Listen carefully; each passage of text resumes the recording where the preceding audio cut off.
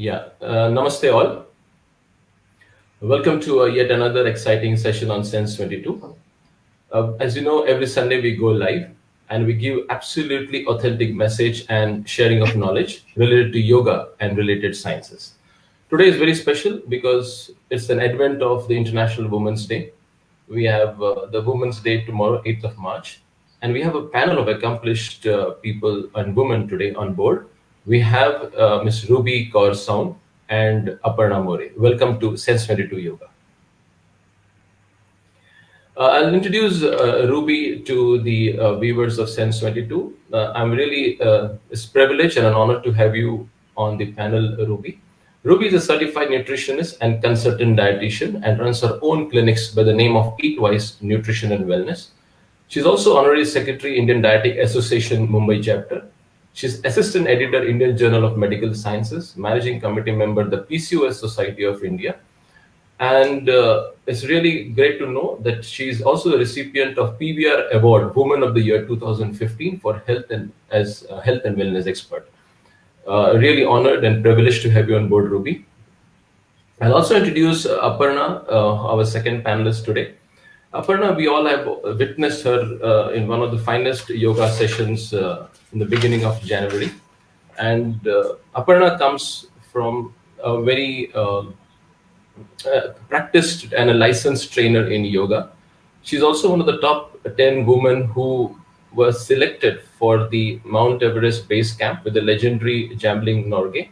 She's a trainer for the US Yoga Alliance, and she has also spread the magic of yoga in UK, Malaysia, and Myanmar.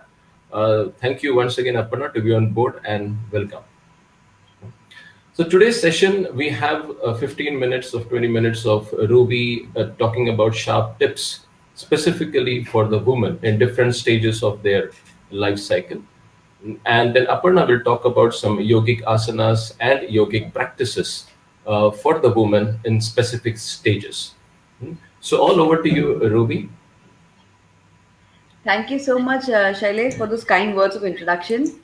Um, a very, very, very bright good morning to all the viewers of Sense 22 Yoga, and a special greetings for all the women watching because tomorrow is International Women's Day.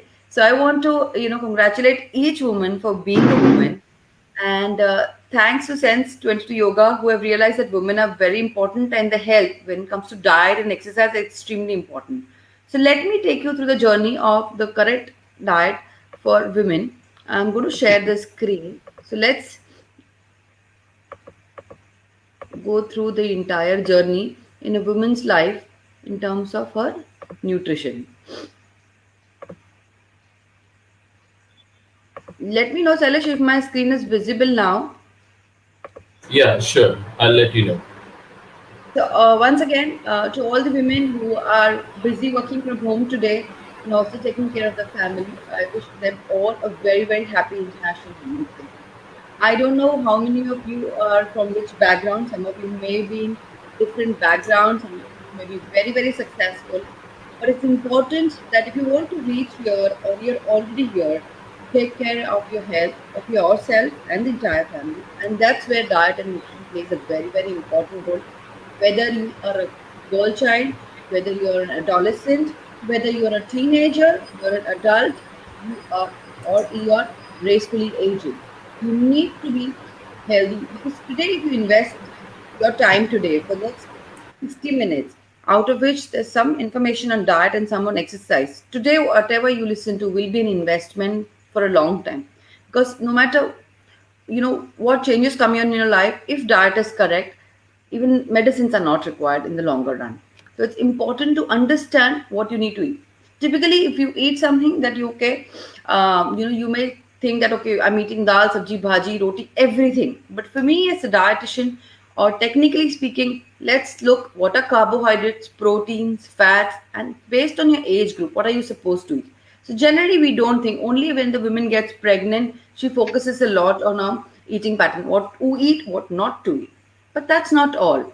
Pregnancy is just one of the phases of a woman's life. She undergoes a lot of hormonal changes every decade of her life. So let's look what are very important when you're a child, when you become an adolescent. especially adolescent, because at this age about 10 you understand what you can choose. You can ask your parents what to eat, what not to eat. And today's time is very very crucial because everything works from home. Children are not going to school, so they're getting food at home. There is no physical activity as in the past, and the pressure is increasing because you're glued to the screen all the time. And this is a very critical age because that's the time when there is a rapid increase in the growth rate of a child, especially I'm talking of a girl child. Now, here we see a lot of, and you will not believe that in India or globally, we find more than 70% of girls in this group are already iron deficient. And it's very, very sad to know that this is intergenerational. Means if a girl is anemic, when she becomes an adult who is anemic, will give birth to a child who will also remain anemic. And unfortunately, anemia doesn't only stop at anemia. Because of low hemoglobin levels, you're also vulnerable to other diseases. Your immunity becomes low. So, this child born to an anemic mother may be anemic, and this goes on for generations and generations. And if you see, more than 70% are at this stage. So, let's work on them at the right stage. And today, not only that, because every child is sitting at home and doing online classes, the weights, weighing scales are showing big numbers, and that's a worrisome. Unlike earlier, when I would see the girls, in lower socioeconomic status or anywhere, would get less food. But today, you're eating, but may not be nutritious. But it's important to eat because if you start eating junk food, you also see pimples coming in your skin and your body images changes, and that's very worrisome for the girls. So it's important to select certain nutrients for this age group. So all the mothers and all the fathers, all the parents listening today to this webinar must focus on these few nutrients so that we take care of all the challenges. And this is the time when your body requires good amount of protein because the child is growing. Proteins come from both veg and non-veg sources. I'll come to the protein slides at the end, but protein is very very important. Another important micronutrient is iron because, as I said, the girl child especially starts menstruating anywhere between this age group. So give them foods which are rich in iron, whether they come from green leafy vegetables, whether it comes from egg for the non-vegetarian, or even dals and pulses. Giving the girl child one or two khajurs a day is very, very important because it's a very rich source of iron. I want to break a myth here that spinach is not the richest source of iron. All the green leaf vegetables, other than spinach, also have a lot of iron, like methi, shepu, cholai ki bhaji. So choose any of these. Don't depend only on the Popeye's favorite spinach. Other important micronutrient is calcium and vitamin D because the child is growing, the size of the bones are increasing, and you need to build up the stores right from today to ensure that the child doesn't get osteoporosis as an adult. So all the milk and milk products like दूध, ghee, paneer, दही, दूध की बनी हुई किसी भी चीज को फोकस करना है. Besides that, for non-vegetarian, surprisingly, fish has most of the nutrients like protein, calcium, and also vitamin D. Now we are having children indoors all the time. Encourage them to go out in the sun to get vitamin D, and this will also improve their focus, their attention while studying, their cognitive health will be much much better. So if you focus on these four nutritions, you're taking care of their good growing age. Going in the next phase of a woman, when she grows into a teenager and she gets all her degrees in place, she's looking for a job or maybe she's already working and that she's planning to get married. She has to maintain a good health for optimum productivity and for reproductivity also, because this is the time when she has a lot of pressure. She's independent now, okay? And some of you may be in this group who have joined yoga because you're working during the day and you want to stay fit. You need to ensure that you eat good nutritious food also because you're exercising, whether it is yoga and any other form. And this is a very critical phase because either you get pregnant sooner or later, or you may have condition like PCOS which bothers the women, or you are just getting obese because you're sitting at home. And today, being at home, you're not getting enough time for physical activity. So all these challenges come up if you become pregnant in later years of life. So women who are planning to get pregnant sooner in this age group must focus a lot on the folic acid. Here the audience is not of pregnant women, so I will not go into details of pregnancy and lactation, but ensure that women of this group should start taking folic acid after consulting their gynec, because that's very important for blood production and very very vital for the child also who's going to be born. Besides this, as always, calcium stores because calcium depletion begins at this age, and protein because you always want to remain lean and you want to, build up your immunity. And today, all the adults or younger generation or older generation are all worried about their immunity. They're all worried about the infection from COVID-19 virus. So it's important to keep your proteins level up at all the times. And if you're a midlife woman who's watching this show today, and if you're the peak of your career, you are doing excellent in your career, and you have your husband also, doing excellent in your career, and your children are growing up, they're also teenagers by now. So your burden, your stress, anything and everything increases in your life.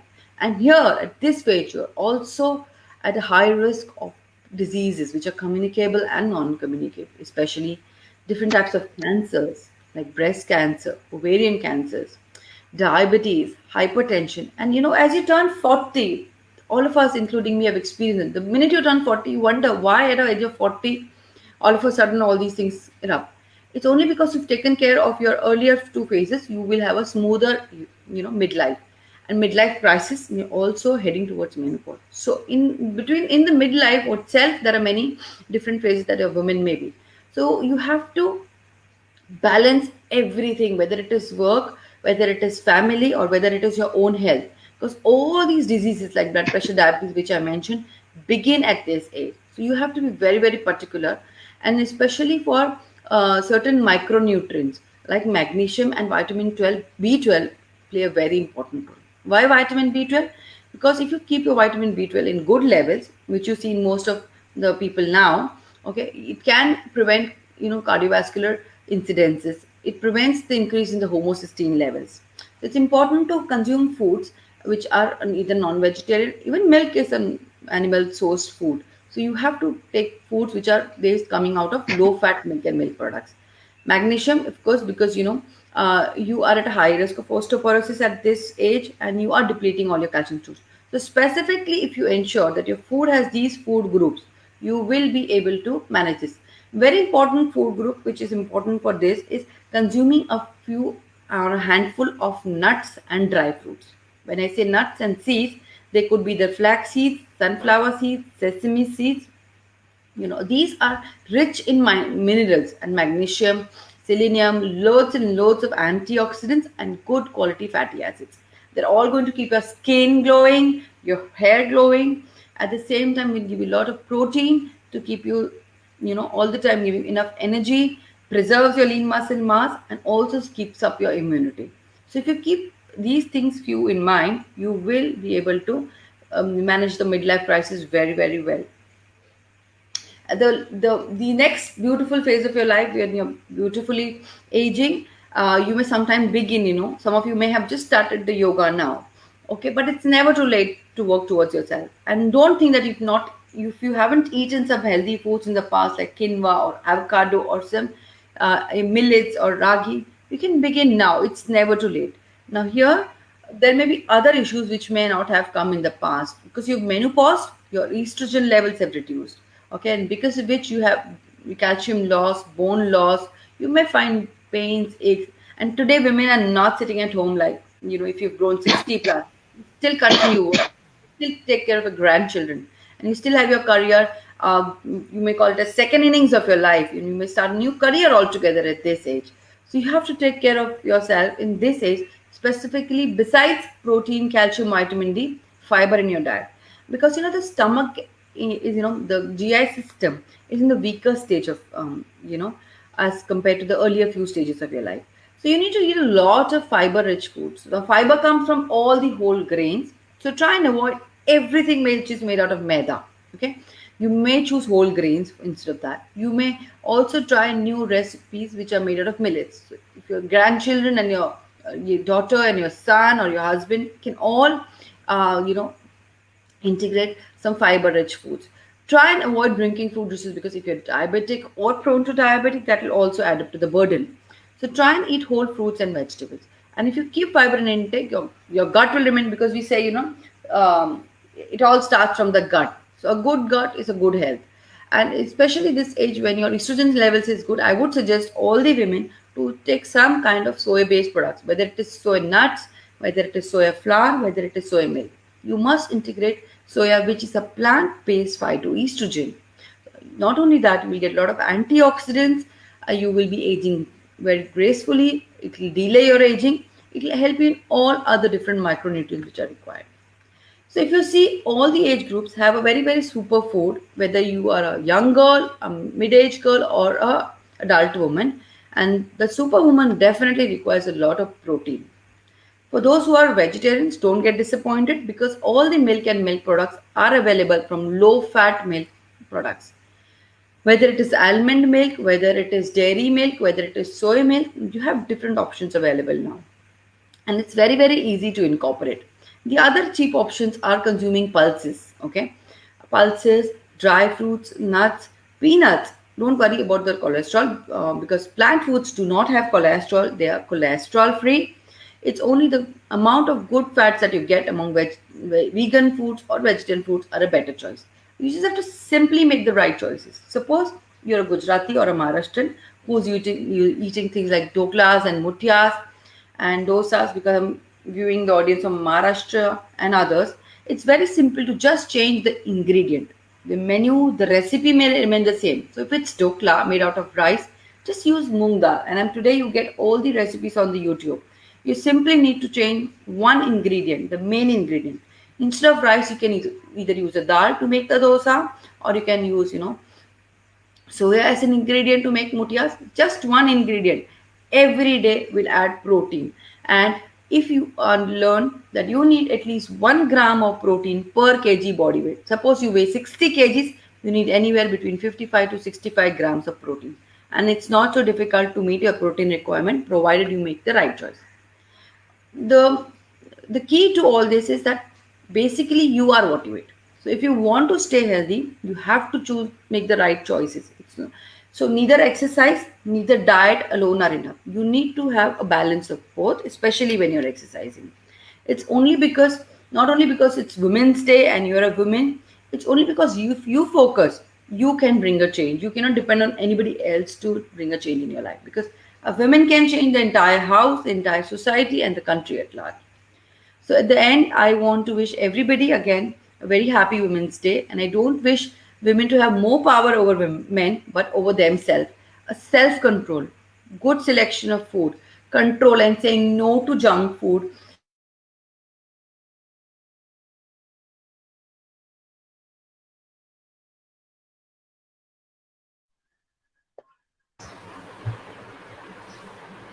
Ruby, I think we lost you. For giving me the opportunity Yeah. to Okay. share some of the tips. Thank you, everybody.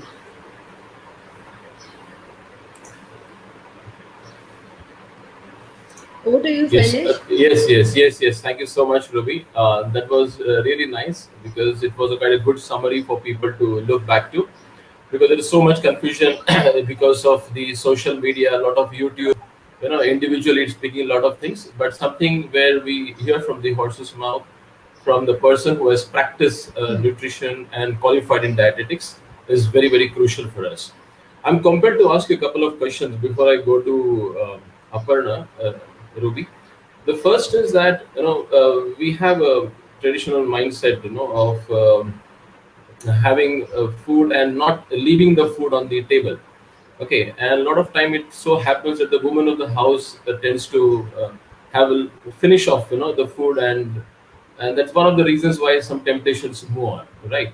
What is the tip to them in these times, where we need to balance a lot of diet and in that scenario, what is it so easy to change the food habits or the diet which you mentioned, and what should be the transition like? So one very important thing is, whether you're a man or a woman, especially for women, is mindful eating. Okay? Okay. Food is not the leftover part from a family member, especially for a mother. Okay, and that is why we end up, finishing everything which everybody has finished, and I am the last person. So one is that if you're cooking the right food, even if you end up eating extra, because if your son has left, if your husband is left on the plate, you want to finish it up and not keep it back in the refrigerator. So if you're cooking healthy, then you will have the healthy choices. And second very important thing, even yoga will help you, is portion control, self control. Eat only, not till your stomach is full, only till three-fourths of your stomach is full. Even if the uh, plate of chocolate cake is in front of you, okay. Even if the whole bottle of Pepsi is opened, the 2 liters, but everybody's just finished only half a liter. Don't try to finish it up because it's tempting. It's there on the table. Okay, you're in the kitchen. You're cooking for everybody. You put things in your mouth. Self control and a mindful eating is very important. Do this exercise, everybody. Okay, you can try this at your house also. Okay, quietly, just as a family, just take a handful of 3 or 5 of raisins, kishmish, and give it to every family member in your family. Okay. Just see the reaction without telling them anything. Even if they don't want to eat, even if they're not hungry, they just got it, they just put it in their mouth. Think before you eat. You may be watching something, you don't even know what is there going in your mouth. You're in the front of the screen, you're eating. So mindful eating and portion control is what each one of us should practice, especially the women. If you do that, you will not end up eating over too much. Great. Right. So you mentioned about proteins, iron, calcium, and all those, which is there in our current food. However, we also find a lot of off-the-shelf, over-the-counter iron and calcium supplements and antioxidants and so many proteins. How do you? What is your algorithm for people to select? Which calcium to choose, which iron to choose, or which protein? Because there's so much confusion out there on the shelf. So the best way to get rid of confusion is to ask the expert. Okay. Right. Don't do self shopping because Hmm. there may be certain products. Okay, you may just take over the counter. You have not self evaluated. You have not diagnosed what is your calcium level, at what phase of menstruation are you, what are your levels of vitamin D. Get your blood sample analyzed first. Okay, and if you're not able to meet in your dietary requirement, yes, you can increase. So we need to fill the gap. Supplement is not in place of food, it is an adjunct only to fill the gap. So you cannot just Fantastic. buy, go and pick up from the Right. counter. You have to take guidance from that, Perfect, perfect. Thank you especially so for much, protein. Ruby. Yeah, right. Because this is one supplement where we don't know. There are so many types of protein, so many percentages of protein. And rightly, we also advise all our viewers to seek an expert advice, whether it is a yoga or a diet, and then buy those supplements or these So services. one tip I Thank want you to so give you much. here is Yes, yes, for Ruby. regarding Yes. protein. This is because very compulsive buying it becomes because the other gym partner is taking a protein, so I will take a protein. The proteins Right. come either from whey sources or soy sources. Try and avoid buying the supplements which are based for sports people. Okay, these are sports Okay. supplements. But if you want to meet only protein requirement, you may pick up medical nutrition therapy based protein which are coming from pharma companies because they have clinical evidence, clinical trials are done on that, and they're safe and efficacy, their safety and efficacy is well proven. Do not buy the colorful guides and bags and yellow dabbas without asking your nutritionist, or don't just go by the whey protein or whey isolate or casein or branch and amino acids without supervision. You may take it only if you require it under the guided supervision. Right, fantastic. Thank you so much for these insights, Ruby. Very, very crucial for all of us. I have a few questions about your journey and entrepreneurship, but I'll come back to you at the last after Aparna's presentation. So, Aparna, all over to you. We are very eager to hear you on the yogic asanas and yogic practices crucial for women at different stages of her life cycle. Yes, Aparna. Thank you, Shailesh. And namaste one more time. And happy International Women's Day to all the incredible and strong women who are out there in this session. Okay, let's keep on shining and let's be strong.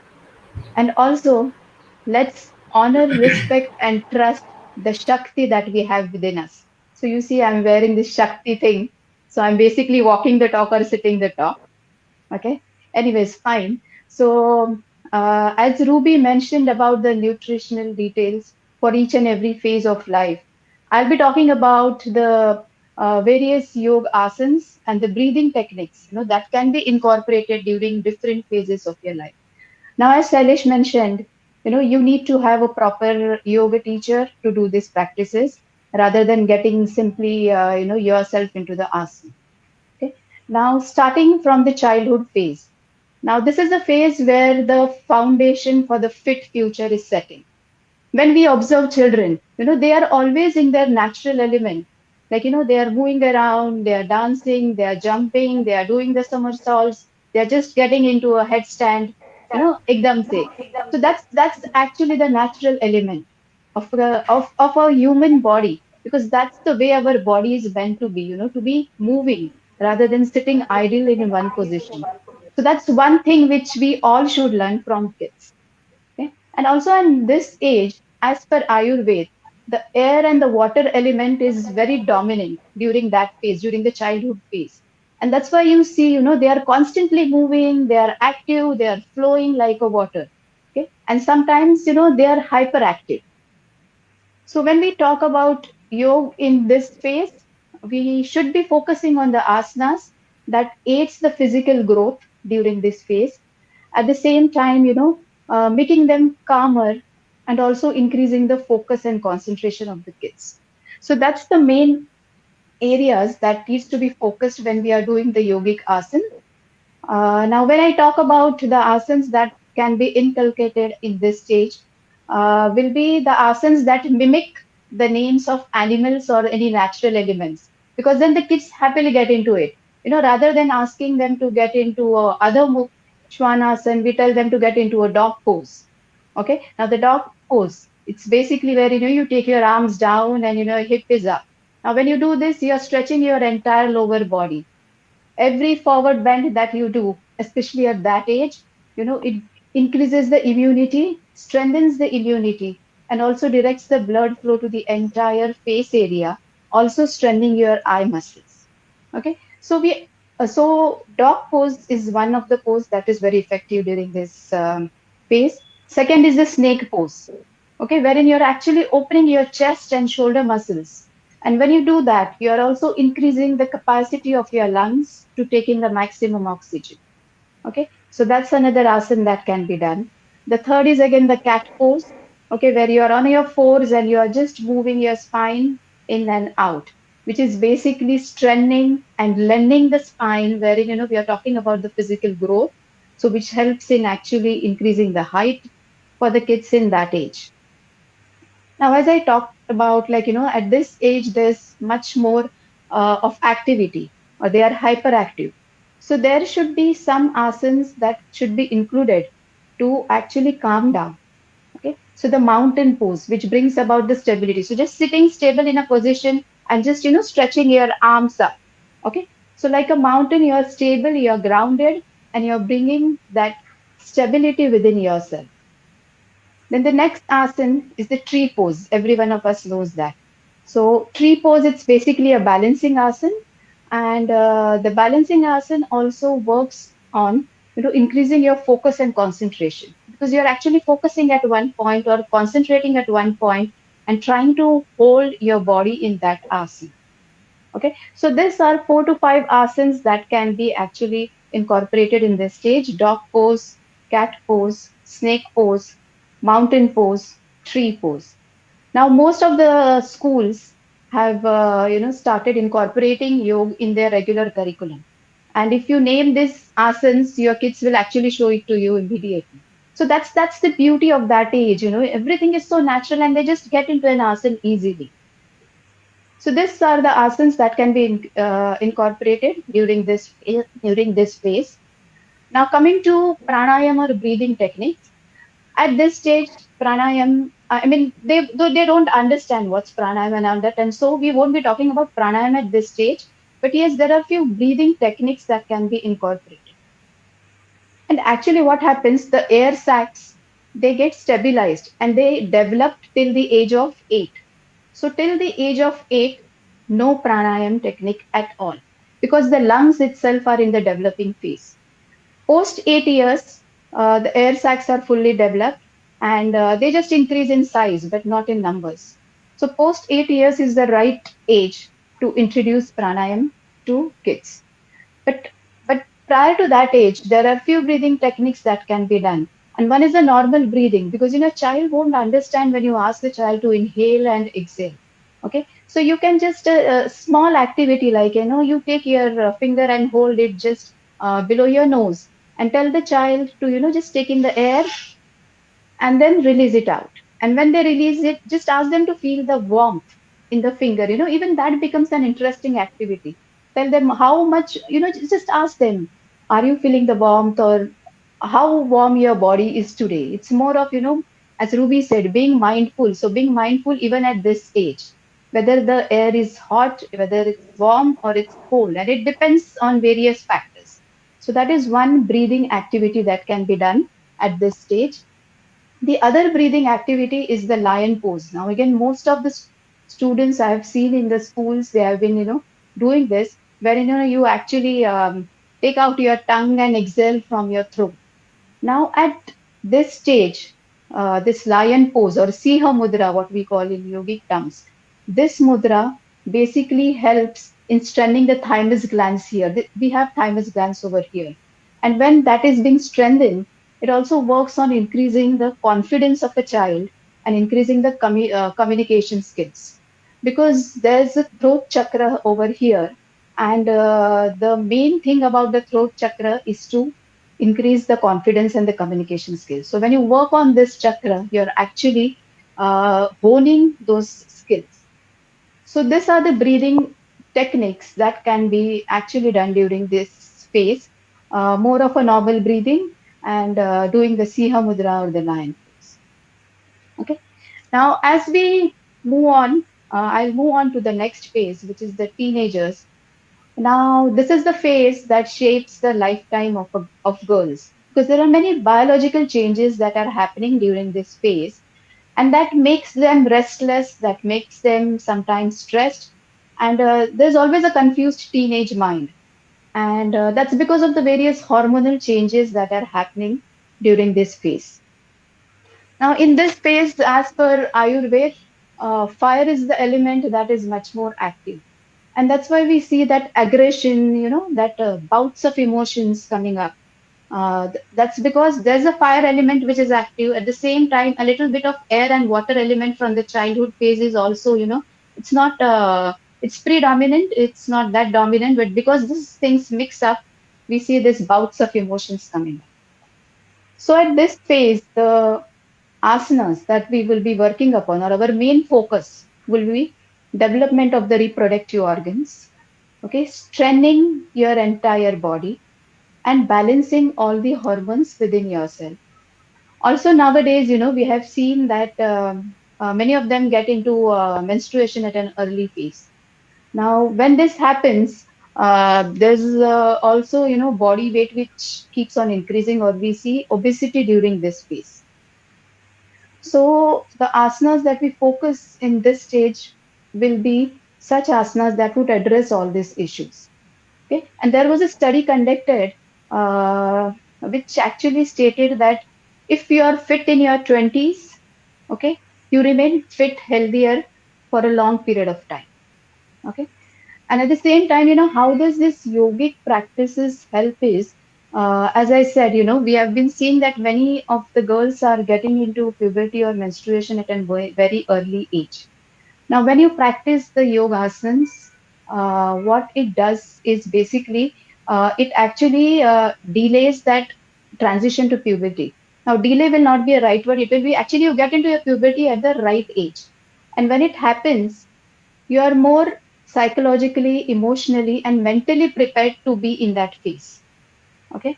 And there's also another study which states that if you get into your puberty age at a right time, those kids or those girls are much more sensitive, intuitive, and intelligent, because the hormones have been properly developed, and then you are actually, passing on to the next phase. So while we talk about it, the asanas that can be incorporated during this phase, the first one, and I always consider it as a cream of the asana, is Surya Namaskar. I can totally vouch for it, because I used to have this menstrual cramps and pains during the first 2 days, and same has been passed on to my daughter. But then, from the time we started doing this Surya Namaskars, that pain is completely gone. Because there's so much of balancing of hormones that is happening when you're doing the Surya Namaskar. It's definitely a physical exercise, but at the same time, it's balancing all the important endocrine glands, all the various glands that helps producing the various hormones which are pretty active in this phase. Okay, so Surya Namaskars, now most of them know Surya Namaskars. If you don't know how to do Surya Namaskars, better register yourself into the yoga class and understand and then do it rather than referring to any YouTube channel, because that sometimes becomes very dicey. So it's better to learn it through a proper yoga teacher and then start doing it. So Surya Namaskar one, that's the first asana. The second is the butterfly. Now butterfly pose, everyone knows that. Even if you don't know, you ask any kid, the kid will demonstrate it to you. Okay, that asana or Bhadrasana, what we call it in yogic term, that's good at this phase because it directs the blood flow to the pelvic area and strengthens the reproductive organs. The third one is the half bridge pose, wherein you're lying down and you just raise your hip up. Okay. Now again here, because of the elevation, there's a nice blood flow to your all the sexual reproductive organs. Okay. So Surya Namaskar, butterfly pose, then half bridge pose or Setu Bandhasan, and then definitely Garudasan, which is the eagle pose, which again strengthens your entire lower body. And there's a warrior pose. Okay. Now warrior pose is very effective at this phase. See, as the name suggests, warrior. Okay. So that asana gives you that strength, courage, and confidence. And at this teenage phase, there are very self-detesting thoughts that come. So when you actually get into the asana and inculcate that feeling of, that you're in the warrior pose and you are having that strength, you have that courage, then you actually start experiencing and feeling that difference. Okay. Now, when you do this warrior pose, there's a pituitary gland which is at the back, so it opens up, and the function of the pituitary gland is to give you that strength and courage. Okay, so that's the beauty of yoga, I would say. I mean, while doing it, you may seem it's just a physical thing, but there are so many beautiful changes that are happening inside. So these are the 4 to 5 asanas that can be done during this phase, starting with Surya Namaskar, butterfly pose, half bridge pose, eagle pose, and definitely the warrior series. It's a series of 3 to 4 asanas which you do in standing position. Then now coming on to the breathing techniques. Okay. Now here this is the age where pranayam is introduced, not can. Pranayam should be introduced. Okay. And the most important Shatakriya. Now Kapalbhati is not a pranayam. It's a Shatakriya because it's an internal cleansing technique. So that's one thing that at that phase the girls needs to do it, because Kapalbhati is very good for removing the toxins that gets generated due to our lifestyle and also due to the various hormonal things changes that a girl goes through that phase. So that's definitely must do Kapalbhati. The second one is definitely Anulom Vilom. Okay, the alternate nostril breathing, which basically balances the energy channels, and that balance is very much required during that phase. Then even the third thing is Bastrika, which is again forceful exhalation, and then the humming bee breathing, okay, or the Brahmari, wherein you just inhale and you close your eyes and ears, and while exhaling you just hum like a bee. Okay, so what happens when you do this humming bee or Brahmari pranayam is you're closing your two major sensory organs, eyes and ears. So when you do that, you automatically start focusing inwards because there's nothing to see, nothing to hear, and you start focusing inwards. And when you do that, there's this certain calmness that comes within you. Okay, so at the start when I told that confused teenage mind or the strong detesting thoughts during this piece, so this pranayam will definitely help in that. So these are the various asanas and breathing techniques that one can follow during this phase. Now as we move on to the next phase, which is the middle age phase.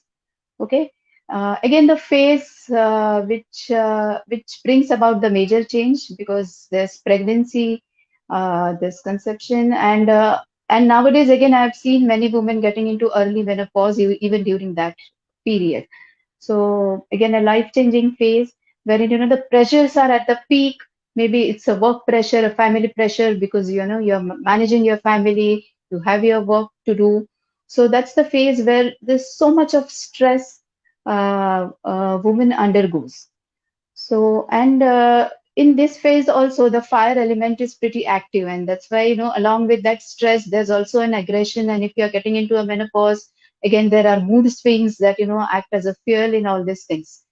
So, at this phase, the asanas that we do should be focusing mostly on calming yourself, surrendering yourself. Certain situations are not in our control, so that time we have to just surrender. So when you say surrender, you just ask the divine to take care of it. So that's a very important quality, that should be inculcated as early as you can, because you just can't go on thinking, on stressing on few things that are not in your control. Okay, so the asanas that bring that calmness to you, that surrendering feeling to you. And definitely, at this age, because now you would be transitioning later on to the old age, wherein the bone mass decreases, the bone density decreases. So the focus should be on increasing the osteocytes, which are the cells that actually strengthen and make bones. Okay, so that we have a very healthy transition. Okay, and now when I'm talking about this, it's not just limited to this phase, even the earlier phase, the teenager phase, where we did the entire, where I spoke about the warrior series, which is basically strengthening your bones, ligaments, tendons. So it starts right from teenager phase, but at this phase, in the middle age phase, that's the area which we need to be much more working out, because we want our bones to be stronger. So we will be focusing on the asanas that actually take care of all these things, and also of the menopause phase. Also during menopause, we have seen that many of the women experience that they gain weight easily, again due to the hormonal changes. So again, starting with the asana, Surya Namaskar will be again at the top of my list. Now here, the intent of Surya Namaskar is again not just the physical way, but also balancing the hormones and also inculcating the solar energy within yourself. Okay, so when you actually invoke that solar energy, what happens is you balance all the other energies well, and that way you actually balance the hormones. So see, in the teenager phase, the purpose of Surya Namaskar was different, wherein definitely the hormone balancing was one of the aspects, but it was more from a physical activity, because you tend to start putting weight that time, because you get into menstruation. Now here, the intent is strengthening your entire body, okay, making it much more stronger, and at the same time generating that solar energy within yourself. Okay, so that's one of the series that you can do during this phase, Surya Namaskar. Now if you feel that that Surya Namaskar is little intense, there are various modifications to it, which again a yoga teacher can explain it to you. So you can just take that modifications and do the Surya Namaskar. Then the next asana, I would say, if you are comfortable getting into a Sarvangasana or a Shirsasana, which is a shoulder stand or a headstand, that's again a wonderful asana in this phase. That's because you're taking your legs up, okay, completely up. And when you do that, the entire blood flow is again directed to all the reproductive organs. Okay, now during menopause, there are so many changes. So this again here, the reproductive organs needs to be strong. So there's a nice blood flow to the reproductive organs. At the same time, because you are upside down, there's also nice flow to the entire abdominal area, which strengthens the internal abdominal organs, making them stronger. Okay, and also this all the inversions that we do, basically they work on balancing all the hormones within yourself, because it actually starts working on each and every glands in your body. Okay. Now, suppose if you find getting into a shoulder stand or headstand is not your cup of tea, a simple asana like lying down on your back on a mat and then just raising your legs up. Now, you can take the support of a wall or a cupboard and just lie down and do it if you don't want to strain your abdomen. Or you can just hold the leg straight up without any support for a few minutes and then shift on to taking the support. But inversions are must during this transition phase, okay, because of the blood flow that goes directly to all the reproductive organs. and it helps in balancing all the glands within the body. So that's the third one. After the Surya Namaskar, the inversions. Then the next asana would be definitely again the eagle pose, which we also used to do in the teenager phase because it strengthens your entire lower body. Then there's a chair pose which actually works on your hip area, wherein women tend to put on weight as they start going near the menopausal phase. Okay, so that's the fourth asana that can be done. There's also a yoga mudra. Okay. Now, yoga mudra is basically you're sitting down in Sukhasana, Padmasana, what works for you. Okay. You just interlock your arms at the back and you take your forehead to the mat. So, if you can touch the forehead to the mat, that's very good. If not, go down to a certain limit and just stop, whatever works for you. Now, here, what happens is you're actually increasing the efficiency of the intestine because there's a nice pressure that's being created when you do a forward bend. Okay. The other important feature of this asana is when you do a forward bend, it automatically creates that feeling of surrendering, which I spoke about how much it's required in this phase. Because when you go down, your hands are tied back, your legs are in, Padmasana or Sukhasana. Everything is all tied up, so there's no option for you other than surrendering. Okay, so that's a very good asana wherein you actually surrender everything. You work on your intestines. It's very good for people who are asthmatic and women who like to hang out for their beauty and youthfulness for longer time. This is an asana for you ladies because when you bend forward, there's a nice blood flow to your entire face area, and it directs the blood and not only to your face but also your root follicles, your scalp, strengthening your hair, and a nice blood flow to your face area makes it much more glowing, and it provides basically blood to each and every part of the body. So these are the 4 to 5 asanas that I would suggest doing it during this phase: Surya Namaskar, inversions, then eagle pose, and yoga mudra. Okay, now talking about the pranayam in this phase. Sorry. So Anulom Vilom, definitely yes. Now we also did Anulom Vilom during the teenager phase. Now here, when you are in this phase, you need to set a timer for 5 to 7 minutes and do Anulom Vilom. So that much amount of time should be invested for the breathing technique in this phase. If you can do it more than that, it's lovely. But at least try to do at least 5 to 7 minutes of Anulom Vilom every day. That's one thing that you need to do. Definitely Kapalbhati for all the, removing the toxins from the body, and lion pose, which I have recommended in the childhood phase. Now, in childhood phase, our focus is increasing the communication and confidence, okay, and strengthening the thymus glands. Now, in this phase, when you are doing the lion pose or the Siha Mudra, wherein you are exhaling completely, from your throat, making the noise as if the lion is roaring. So, what are you doing? You're venting out your emotions, okay, which is again very much required at this phase because there's so much of pressure, work pressure, family pressure, your body is undergoing change. So, when you do this lion pose at this phase, here the intent is to vent out all the emotions that have been stuck inside and which sometimes you can't express it.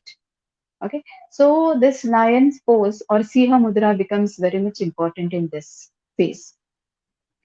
There's one more pranayam, Chandra Bhedi pranayam, wherein basically you just close your right nostril and inhale, exhale through left nostril, which is the Chandra Nadi or the Ida Nadi. Now, that's the cooling element. And during menopause, we have seen that many women experience hot flashes. So that's another pranayam that can be incorporated. So Anulom Vilom, Siha Mudra, and Chandra Bedi pranayam and Kapalbhati. These are the 4 recommendations during this phase. Now, when we transition to older age, now if you have been doing yoga throughout the years, you're already physically, emotionally, mentally, and spiritually strong. If not, don't fret. As Ruby mentioned, you can start nutrition as well as yoga in any age. So it doesn't discriminate age, right? So if you are getting into this old age, now during this age, many of them feel that they have a weaker balance, or there's a very what do you say, the coordination between brain and mind. Okay, they see a gap in that. So here the focus would be, having a sharper mind while doing the yogasanas, at the same time strength and little bit of flexibility. So at this during this phase, the asanas, when you're doing, I would recommend to take the chair support, take the help of a chair or a wall whenever you're doing any balancing asanas and do it. And there are different props also available, but chair and wall, everyone, we have it at home. So you can make use of this and then do the asanas so that you're confident when you're doing it.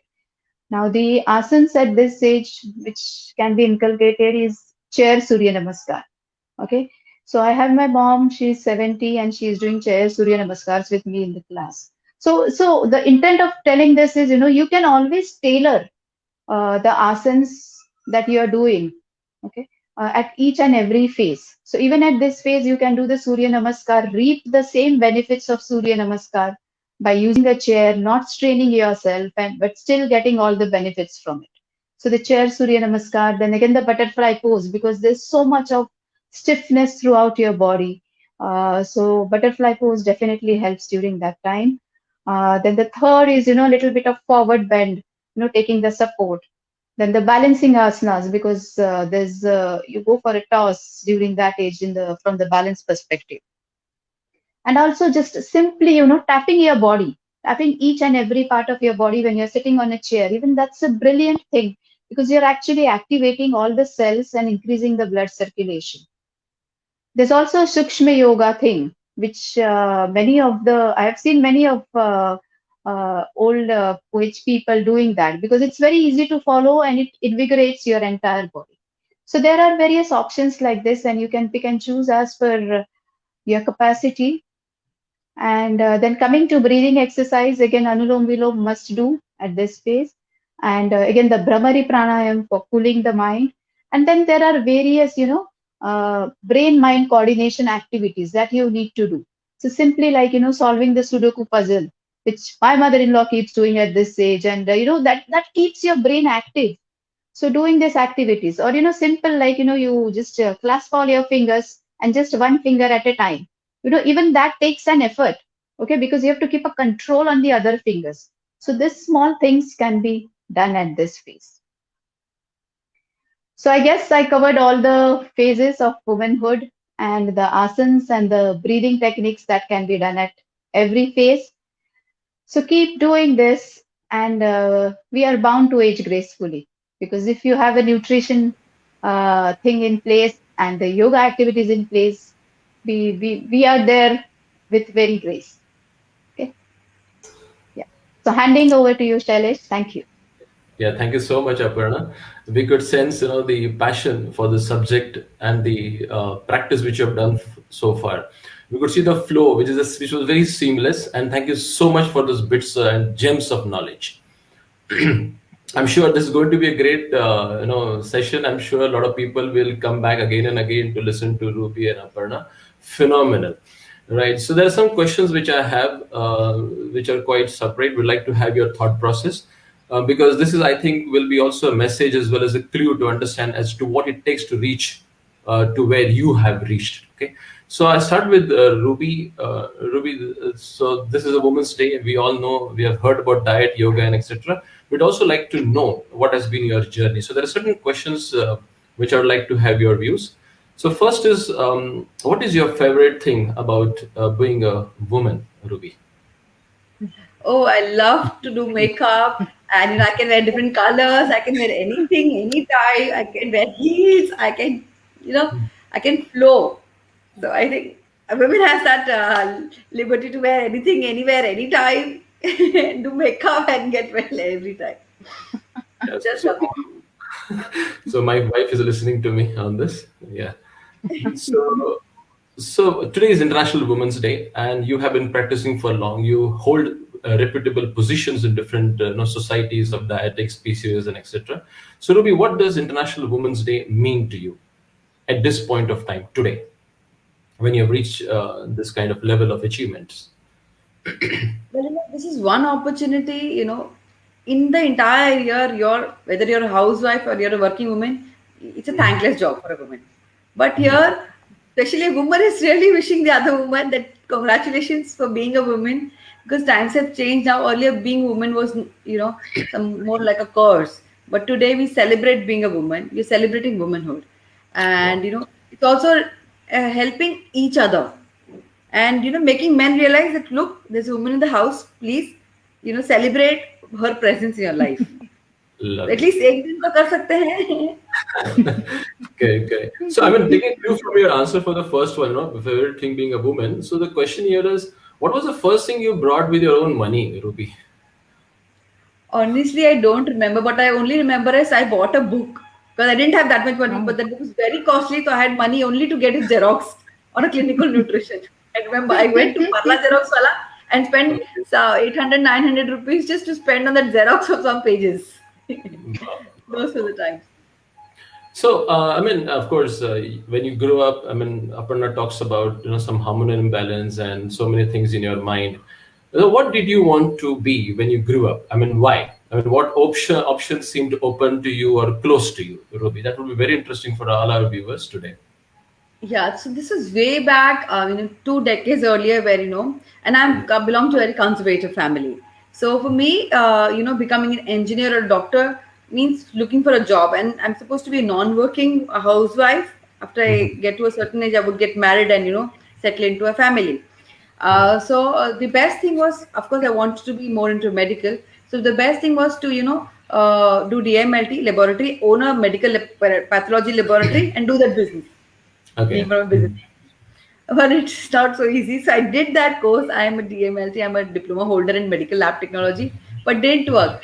So my mother told me, okay, now you're a bookworm. You might as well learn some cooking. So she put me into a dietetics and a cooking class, and then nutrition. But I took it as a profession because there was no profession existing at that time. Right. And from cooking class to science of nutrition is where I moved to, and I think Mhm. that's where my career began. Well, from Okay. cooking to a career. You're right. This is very important for us because we always look for some final answers, at early stage of our life. So we see here Ruby doing a DMLT and then trying cooking and then settling down into dietetics, and amazing. I think that's a very good blessing to the dietetics world. Thank you so much, Ruby, for sharing this journey. One more question is, you talked about once upon a time being a woman was a little curse. So today the question is, when times have changed, how can men contribute more to women's empowerment? Okay, I mean talking about maybe home, the society, and all. And which is they're helping. Okay, they are, women are standing shoulder to shoulder, they are supporting. Today my husband has helped me stay up at night and make this presentation and give me a cup of tea. They're helping me. But one Yeah. thing, as a father, as a son, as a brother, as a parent, is to teach other men to respect women. That makes a house, that makes a society, that makes a life much safer for a woman to live. Just respect your Res- sister, respect the other woman in your life. That is all I want all men to do. Respect, Ruby. Absolutely Just learn phenomenal to word. respect. Lovely. Thank you so much, Ruby, for those amazing lot of knowledge. Being really open and candid today on the questions.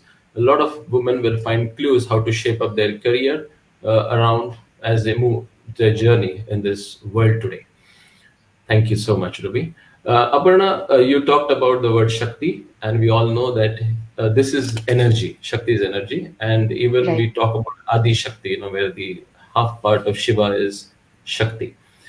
So this is the woman, okay, which has brought this feminine thing even to India. We today know India as Bharat Mata also. So a couple of questions beyond yoga, Aparna, to you. Who all were instrumental in your success and career choices, both? Because I want to tell that Aparna was a very successful IT professional, and Oh, then some path changed, and she's now being in yoga for a long time. And we could see the passion today.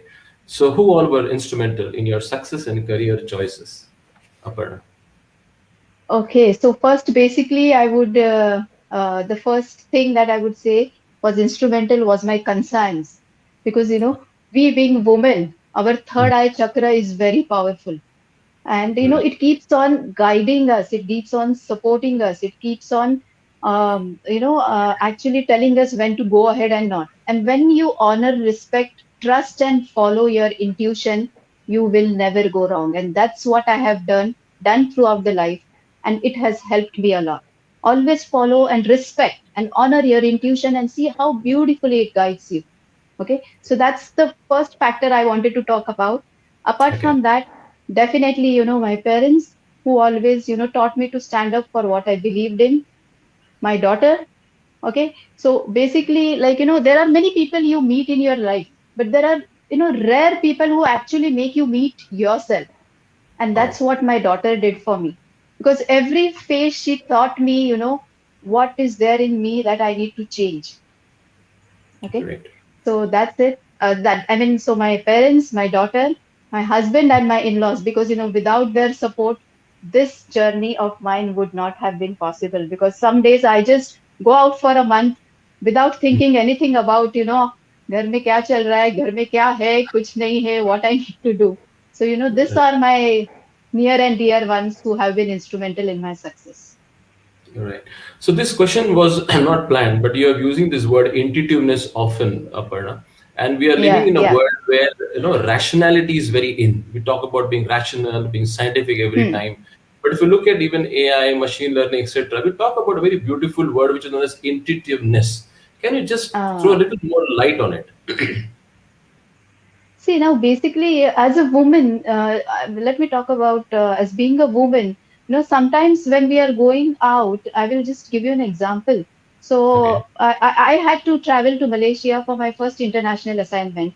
And that was, I was in double minds because this was the first time I was going. I have not seen the people over there. I have not seen the place. I was knowing where I'll be staying, but I was not knowing how is the environment over there.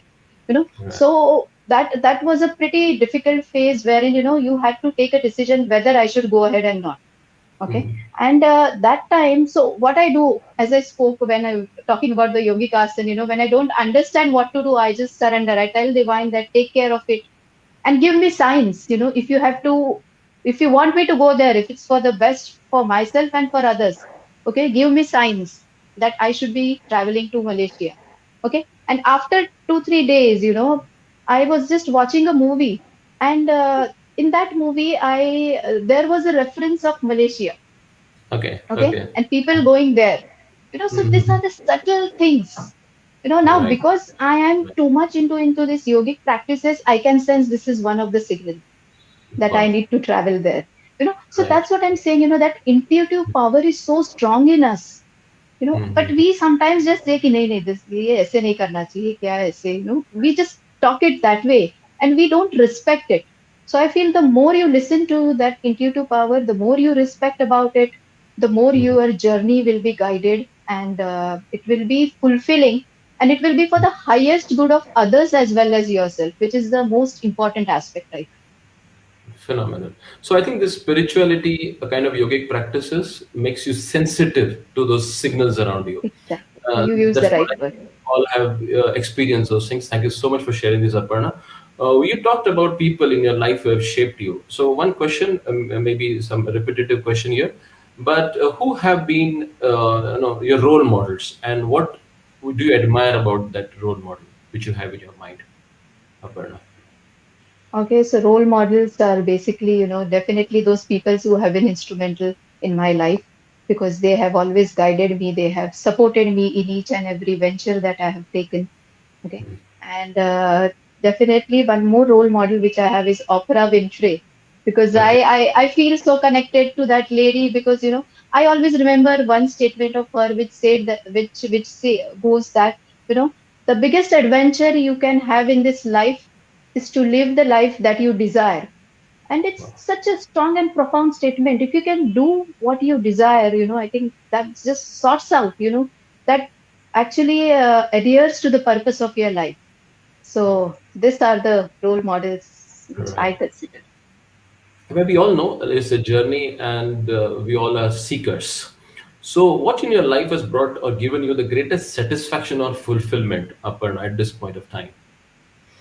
Okay. So, my clients whom I teach yoga who come back to me, and an insomnia client who comes back to me and says that Aparna, today I slept for 5 hours peacefully. And when the same girl was not able to sleep for 2 hours at night, Mhm. or a cancer survivor client comes to me and tells me that, I really felt so good. I felt so connected. And it has given me that strength and power to sail through the remaining days. Wow. These statements or this positive outcomes that I see from my clients, you know, that's. I mean, you can't quantify it in a monetary term, but that gives me immense satisfaction. I think I'm compelled to ask the same question to Ruby, because you have a lot of Mhm. clients who are also at the different class of society, including celebrities. So, what is it that has given you the greatest satisfaction or fulfillment at this point of time, Ruby? Yeah, so among all the happy clients, uh, the best moment is when I get an opportunity to speak to thousands and thousands of school-going girls, whether Mhm. they are from underprivileged society or that. When I connect with them, when I try to help them, give them a hand to come up in life, to motivate them, to inspire them. I think being only because I'm a dietitian today and I have read somewhere, somebody gives me that opportunity to help other women in my life. And of course, everybody has ups and downs. I've also gone through a lot of personal ups and downs in my life. And when I get a chance to uplift the other woman in, the most difficult phase of her life, I think only because I am someone who I am today, I have people trust on that. And I think if I can help that woman, I think those moments really bring a tear in my eye, especially when I come to thousands and thousands of school going girls. Because nobody taught us then. If I can help somebody, why not? And I think you're doing a big program tomorrow, or maybe day after tomorrow, for and part of Tomorrow the morning. BMC, the Mumbai Municipal Corporation, where you're addressing thousands of students. Great, Ruby. It has been a phenomenal experience personally for me to host you. Personally, Aparna, thank you so much for this. It has been very energetic for me today. So I can say it is a very different Women's Day for me because I experience the Shakti when I talk to you. Respects. Thank you, Sailesh, for Thank recognizing you. the women Shakti and So, bringing up this Women's Day, even if it's a yoga program. But discussing on all this, I think really, really are grateful to you. We pay our honors and regards to you. Thank you so much. Thank you so much, thank you, Ruby. Shailesh. Thanks, Yeah, Aparna. thank you. Yeah. Thank you. Bye bye.